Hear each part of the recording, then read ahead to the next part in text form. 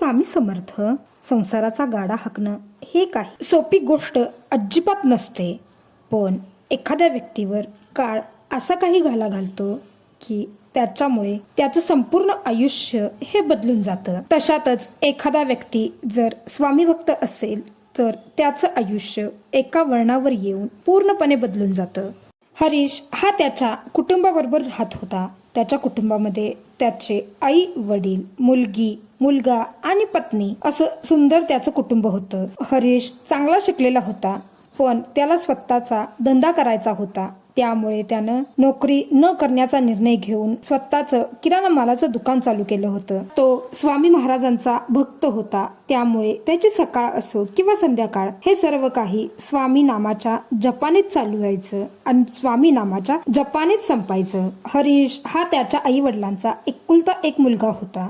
त्याचे आई वडील देखील स्वामी भक्त होते. हरीशचा धंदा खूप चांगल्या प्रकारे चालत असतो, पण म्हणतात ना, काळाला काहीतरी वेगळंच मंजूर असतं. त्याच्या आई वडिलांनी ग्रॅज्युएशन पूर्ण झाल्यानंतर हरीशला नोकरी करण्यासाठी सांगितलं होतं, पण त्याची इच्छा बिझनेस करण्याची असल्यामुळे त्याच्या आई वडिलांनी त्याला पूर्णपणे पाठिंबा दिला होता. त्यामुळे हरीश हा अगदी आनंदाने त्याचा बिझनेस करत होता. हरीशच्या दुकानातील माल, त्याचबरोबर त्याचं प्रत्येक गिराहिकाबरोबर असणारं नातं हे काही वेगळंच होतं. त्यामुळे येत्या 3 ते 4 वर्षात संपूर्ण पंचक्रोशीमध्ये त्याचं नाव पसरलं होतं. कधीही कोणालाही उलट उत्तर न देणं, त्याचबरोबर प्रत्येकाबरोबर अगदी मदतीला उभा राहणं, गोर गरीब यांना सर्व किराणा मालाचं साहित्य उधारीवर देणं, हे सर्व काही हरीश करत होता. त्याचा चांगुलपणाचा फायदा प्रत्येक जण घेत होते, पण तो मात्र काहीच त्यांना बोलत नव्हता. त्याच्या मुखामध्ये सतत स्वामीनाम असायचं, त्यामुळे दुसऱ्यावर आरोप करण्याआधी तो 10 वेळा विचार करत असे. त्याला माहिती होतं आपल्या धंद्यामध्ये आपल्याला काही कमी पडत नाही. माझा चांगुलपणा इतका जर लोकांना फायदेशीर वाटत असेल तर करून घेऊ दे त्यांचा फायदा. माझ्या नशिबातलं तरी कोणी काही घेऊन जाणार नाही, या प्रकारचे त्याचे विचार होते. बघता बघता हरीचं लग्नाचं वय होतं आणि त्याचे आई वडील त्याचं लग्न लावून देतात. त्याला अवघ्या 4 वर्षात 2 मुलं होतात आणि त्याचा संसार अगदी फुलून जातो. हरीचा असा स्वभाव पाहून त्याच्या बायकोला देखील नवल वाटत होतं. हरीकडून बरीचशीच लोक काही वस्तू उधार घेऊन जात असे. हरी त्यांना देत देखील असे, पण त्याचे पैसे मिळतील की नाही याची गॅरंटी ना हरीला असायची ना त्या लोकांना असायची. हरीचा चाललेला चांगला धंदा पाहून त्याचे मित्र त्याच्याकडून भरपूर पैसे उधार घेऊन जायचे, पण तेही परत देत नव्हते. हरीला या सगळ्या गोष्टी लक्षात येत होत्या, पण तो कुणालाही काही बोलत नव्हता. आता मुलं मोठी होत होती, त्यामुळे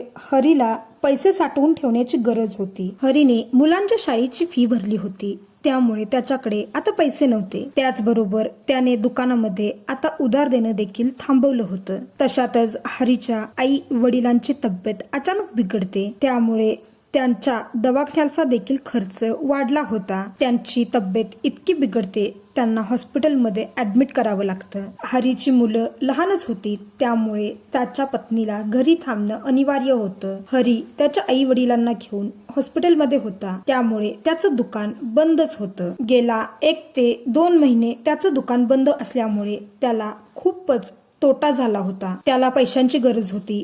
तो त्याच्या मित्रांना भेटतो, पण कोणी पैसे देतं तर कोणी पैसे देत नाही. गेल्या महिन्याभरापासून रोज एकाच वेळेला एक व्यक्ती हरीच्या दुकानात येत असतो. स्वामींची पूजा करत असताना तो मनुष्य नेहमी यायचा आणि पूजा संपल्यानंतर तो तिथून निघून जायचा. दुकानामध्ये येऊन फक्त तो हरी कशा प्रकारे स्वामींची आराधना करतो एवढं बघायचा. हरी बरोबर थोड्याफार गप्पा मारायचा आणि तिथून निघून जायचा. हरीने त्या व्यक्तीला विचारलं देखील, तुम्ही रोज याच वेळेला कसं काय येता? त्यावर तो मनुष्य हरीला सांगतो, मला कोणत्याही गोष्टीचं बंधन नाही, मी कुठेही आणि कधीही कसाही येऊ शकतो. हरीला पहिल्यांदा हे सर्व विचित्र वाटतं, पण ज्यावेळेस तो व्यक्ती हरी बरोबर बोलतो, त्याच्याबरोबर वेळ घालवतो, त्यावेळेस मात्र हरीला तो एक चांगला मनुष्य आहे हे समजतं. हरीने सर्वांजवळ पैसे मागितलेले असतात, पण कुणीही त्याला भरघोस हातांनी अशी मदत केलेलीच नसते. त्यामुळे त्याचं मन अगदी दुखावलेलं असतं, कारण प्रत्येकाच्या पडत्या वेळेमध्ये हरी सर्वांच्या सोबत उभा होता, पण आता त्याच्यावर वेळ आली. या वेळेस मात्र त्याच्याबरोबर कोणीही नव्हतं. बाबांची तब्येत थोडी ठीक झालेली असते. मग बाबा त्याला सांगतात, बाळ, बरेच दिवस झाले तू दुकानात गेला नाहीस. तू आता दुकानात जा, मी घेईन आईची काळजी. हरी दुकानामध्ये जातो आणि गेल्यानंतर मात्र स्वामींची पूजा न करता तो सर्व काही कामं करायला सुरुवात करतो. ती वेळ सकाळची असते आणि बरोबर त्याच वेळेला ती अनोळखी व्यक्ती दुकानामध्ये येते. दुकानामध्ये आल्यानंतर ती व्यक्ती पाहते आज स्वामींची पूजा केलेली नाही. त्याचबरोबर बरेच दिवसानंतर आज दुकान उघडलेलं आहे. त्यावर तो हरीला विचारतो, बरेच दिवस तुमचं दुकान बंद होतं, मी दररोज येऊन जात होतो, काय झालं होतं? त्यावर हरी त्यांना काहीही उत्तर करत नाही, कारण तो स्वतःमध्येच बुडालेला असतो. तो मनुष्य हरीला पुन्हा विचारतो, आज तुम्ही स्वामींची पूजा नाही केली. हे ऐकल्यानंतर हरीच्या लक्षात येतं की आज आपण स्वामींची पूजा केलीच नाही. हातामधील सर्व कामं बाजूला ठेवून तो स्वामींची पूजा करतो. पूजा चालू असतानाच त्याच्या डोळ्यातून अश्रू येत असतात. हे पाहून तो मनुष्य त्याला विचारतो, हरी भाऊ, काय झालं आहे? त्यावर हरी त्यांना सर्व काही सांगतो. हरीचं मन अगदी भरून आलेलं असतं, त्यामुळे तो त्याचं मन त्या व्यक्तीजवळ व्यक्त करतो. तो व्यक्ती देखील हरीशला म्हणतो, हरी भाऊ, तुम्हाला जेवढं रडायचंय तेवढं रडून घ्या, जेणेकरून तुमचं मन अगदी हलकं होऊन जाईल. हरी भाऊ त्या व्यक्तीला म्हणतो, मला पैशाची खूपच गरज आहे, पण माझ्या वाईट वेळेत माझ्या सोबतीला कोणीच नाही, हेच मला खूप वाईट वाटतं. आता मी काय करू मला समजत नाही. माझे आई वडील हॉस्पिटलमध्ये आहेत, माझी पत्नी, माझी मुलं ही घरी आहेत. मी जर हॉस्पिटलमध्ये बसून राहिलो तर माझा धंदा कसा होणार? माझ्या हातात पैसे नाहीत. बाबांची तब्येत थोडी ठीक होती म्हणून बाबांनीच मला सांगितलं दुकानामध्ये यायला, म्हणून मी आलो आहे आज. माझ्या मदतीला आता कोणीही नाही. माझ्या जवळचे, मी ज्यांना आपलं म्हणत होतो ते मला सर्व सोडून गेले. त्यावर तो व्यक्ती हरीला म्हणतो, हरी भाऊ, तुम्ही काळजी नका करू. किती पैसे हवे आहेत तुम्हाला? त्यावर हरी त्यांना सांगतो, मला खूप पैशाची गरज आहे, पण आता मी काय करू? हरी भाऊ, तुम्ही फक्त काळजी करू नका, मी तुम्हाला देतो. किती पैसे हवे आहेत तुम्हाला? हरी त्यांना म्हणतो, तुम्ही मला मदत करणार, पण गेले 2 महिन्यापासूनच तुम्ही मला ओळखता. त्यावर तो व्यक्ती म्हणतो, हरी भाऊ, मी तुम्हाला गेले 2 महिने बघत आहे. तुम्ही एक चांगले मनुष्य आहात, त्यामुळे हे पैसे जर तुम्ही घेतले तर मला बरंच वाटेल. आणि तसंही तुमच्याजवळ पैसे आले की मला द्या, मला काही गडबड नाही. हरी भाऊ त्यांच्याकडून पैसे घेतात आणि ते पैसे हॉस्पिटलमध्ये नेऊन जमा करतात. त्याचबरोबर घरामध्ये 2 महिन्यापासून ज्या वस्तू संपलेल्या होत्या, त्याचबरोबर थकलेली बिलं जी होती ती सुद्धा ते भागवतात. हरी स्वामींजवळ एकच मागणं मागायचा नेहमीपासूनच, स्वामी, माझी दुसरी काही इच्छा नाही, तुम्ही फक्त माझ्या आई वडिलांना, माझ्या मुलालेकरांना, माझ्या पत्नीला सुखासमाधानात आणि आनंदात ठेवा, एवढंच तो मागायचा. स्वतःबद्दल त्यानं कधीही काहीही स्वामींजवळ मागितलेलं नव्हतं, कारण त्याला माहिती होतं आपल्या पाठीशी आपले स्वामी आहेत आणि ते आपला हात कधीही सोडणार नाही. 3 ते 4 महिन्यात त्याचे आई बाबा व्यवस्थित होऊन घरी येतात. घरी आल्यानंतर ते हरीला विचारतात, इतके पैसे कुठून आणलेस? त्यावर हरी सांगतो, माझ्या दुकानामध्ये एक व्यक्ती येतो, त्यानं दिले आहेत ते पैसे.